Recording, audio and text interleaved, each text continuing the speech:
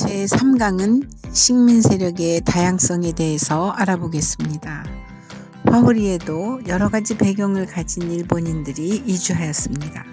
대지주로부터 가난한 농민들에 이르기까지 층위가 서로 다른 일본인들이 모여 살았습니다. 또 직업들도 달랐습니다. 돈을 모았던 방법도 시기도 달랐습니다. 농사 짓는 일, 금융업, 즉 고리대금업을 말합니다. 장사하는 일, 식민 세력을 구성하는 일본인들의 다양성에 대해서 생각해보는 시간이 되겠습니다.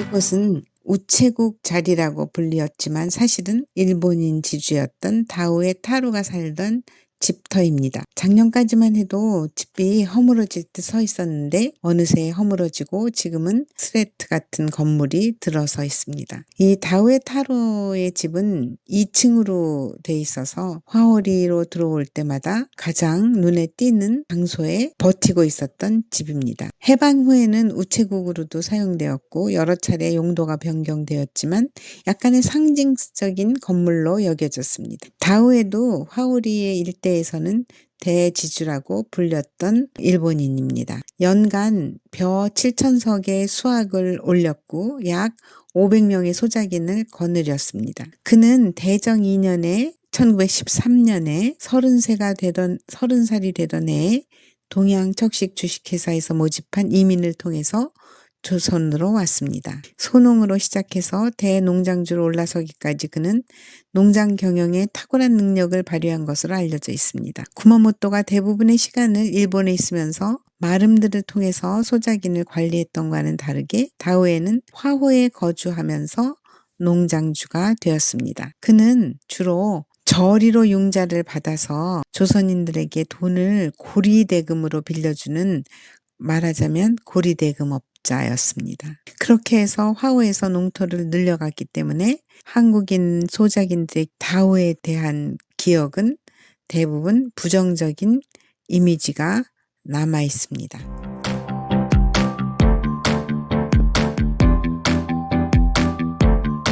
화호리 520번지는 니시무라 타모츠가 살았던 집입니다. 저희들이 이승우 옹이 살고 계실 때까지 이 집에서 조사를 했습니다. 그러나 지금은 이승우 옹이 살고 있지 않아서 빈집으로 방치되어 있습니다. 니시무라 타모츠는 니시무라 일가 중에서 가장 연장자였다고 합니다. 해방이 돼서 적산으로 처리된 이 가옥을 이승우옹이 인수해서 살고 있었습니다.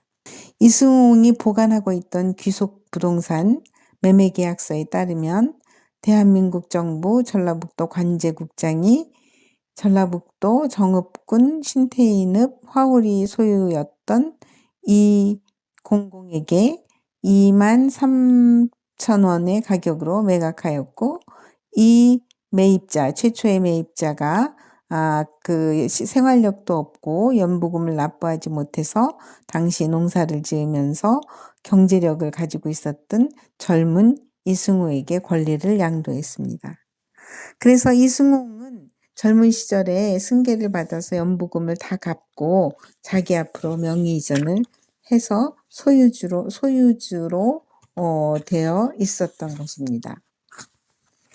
니시무라 타모츠의 기록에는 그 자세한 내용은 없습니다만 그 이승우 씨가 기억하는 바로 의하면은 니시무라 일가 중에서는 가장 연장자였고 또 니시무라 타모츠도 여러 가지 농사도 짓고 그다음에 대금업, 고리대금업도 하면서 재산을 불려나갔던 것으로 기억을 하고 있습니다.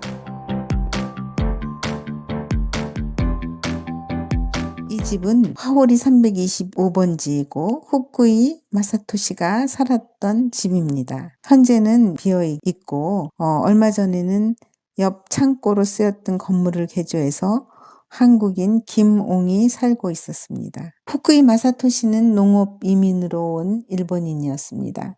그는 서너 명의 한국인 고용인을 데리고 농사를 지었다고 합니다. 지금도 그가 살았던 집의 뒤채에는 고용인들이 살았던 집이 있습니다. 후쿠이 집은 본체와 돈사, 창고 그리고 뒤채로 이루어져 있습니다. 그 당시 일본인 소농들이 어떻게 살고 있었는지를 보여주고 있습니다. 주민들은 이 후쿠이 마사토시에 대한 특별한 기억이 없었습니다. 단지 약간 외진 곳에서 살고 있었고 농사는 많지는 않았다고 합니다.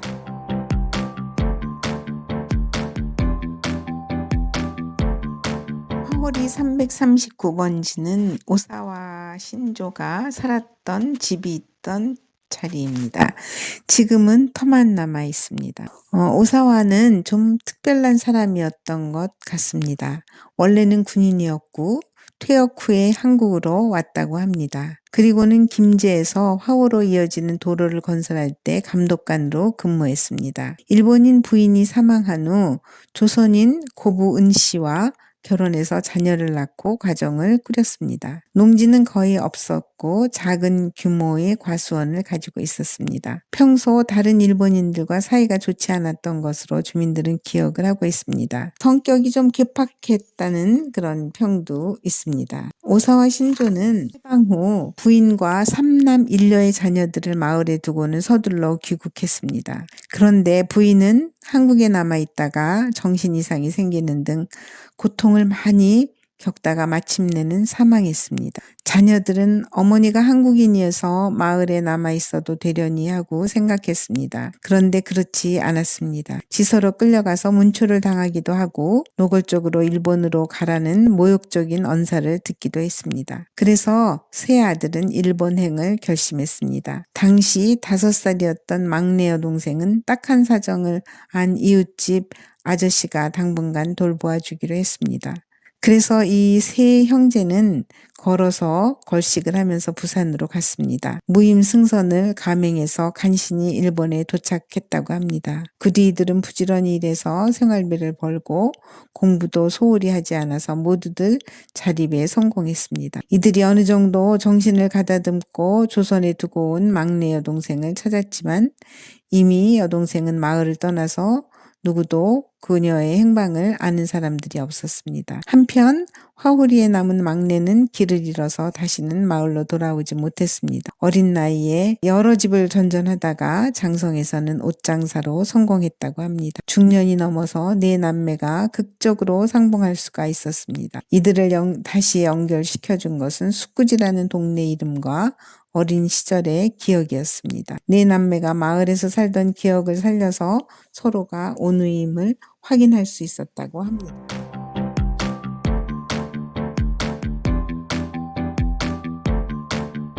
이 집은 가정집처럼 보이지만 사실은 화호리에 있는 동양척식 주식회사의 사무실입니다. 화호리에서는 동양척식 주식회사의 사업이 큰 비중을 차지하지는 않았습니다.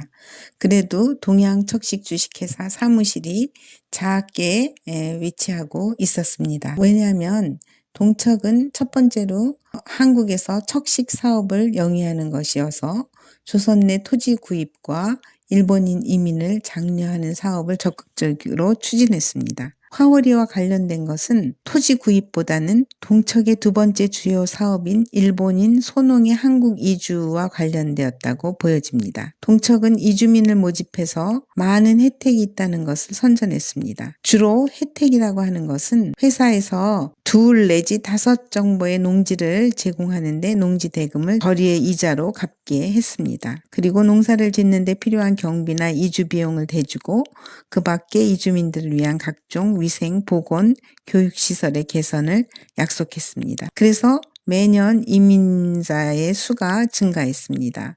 1910년부터 26년까지 약 9,000명 이상의 일본인 농민들이 동척의 지원을 받고 한국으로 건너와 정착했습니다. 화호리의 소농들도 동척의 이민 모집에 신청을 해서 이 마을로 들어오게 되었습니다.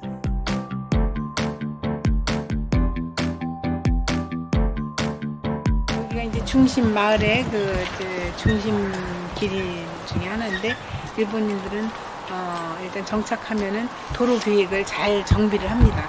그래가지고 구불구불한 거를 이렇게 똑바로 만들어 놓고 그리고 좀 더 도로를 넓히고 그래서 지금 일본인들이 살았던 곳에 가면은 이렇게 바둑판 모양으로 이렇게 만들어 놓은 도시 정비, 새로운 도시의 정비를 한 곳이 보이는데 목포, 분산 그렇죠.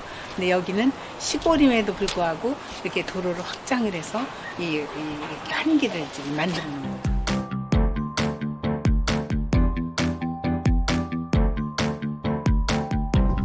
제가 여기 서 있는 곳은 고바야시 상점이 있었던 그런 그 집 앞에 서 있습니다. 이 당시에도 이제 고바야시라는 사람이 전방을 열어서 작은 가게를 열어서 일상용품, 생활용품들을 팔기 시작을 했습니다. 물론 이 고바야시 상점은 주로 일본인, 여기서 사는 일본인들을 상대로 해서 물건을 팔았던 곳이기는 하는데 한국인들도 이 고바야시 상점에서 파는 아주 이색적인 물건들 또는 과자들, 사탕들 이런 거에 특히 어린아이들이 그 명절에 자기들이 세뱃돈으로 받은 걸 들고 와서 고바야시 상점에서 눈깔 사탕 사 먹는 것이 커다란 즐거움이었다 이렇게 말씀을 하셨습니다. 요 주변이 상점들이 좀 몰려 있었던 곳이다. 요곳은 말하자면 그런 일본인들이 생활 근거지에서 필요한 물건, 서비스 같은 것을 받을 수 있는 곳이어서 사람들의 왕래가 가장 많았던 곳이라고 보시면 됩니다. 그리고 그 옆 건물은 대장간이었고 당시에 농사를 짓는 사람들에게 대장간은 굉장히 중요한 곳이었죠. 그래서 대장간에서 홈이나 뭐 이런 가래 같은 것도 만들어 가기도 하고 수리해 가기도 하고 그래서 많이 사용했던 것이고 이 대장간과 고바야시 상점에 대한 기억과 추억을 남겨주신 어르신들이 지금은 생존해 계시진 않지만 그분들의 구술과 사진 자료 등을 통해서 과거를 다시 한번 이렇게 복원해 볼 수가 있습니다. 시대 때에 여기 이제 심상 고등소학교가 있었고 그래서 학교 근처에 문방구라고 하는 가게가 처음 생긴 곳입니다. 그래서 요 자그마한 이제 문방구에서 일본인들이 여러 가지 문방구 재료들을 팔고 그래서 그 아이들의 그 호기심을 자극했던 그런 가게입니다. 지금은 뭐 마트로 바뀌어 있죠. 그러고 이제 더 이상 그런 자취를 찾아보기는 힘든데 아무튼 그 조옹의 그 구술에 의하면은 이 자리가 바로 그 문방구가 있었던 곳이었다. 학교 바로 길만 건너면 학교니까 충분히 그 아이들이 오가면서 재미난 여러 가지 물건들을 보고 또 눈깔 사탕도 사 먹고 싶어 하는 그랬던 추억을 가졌던 곳입니다.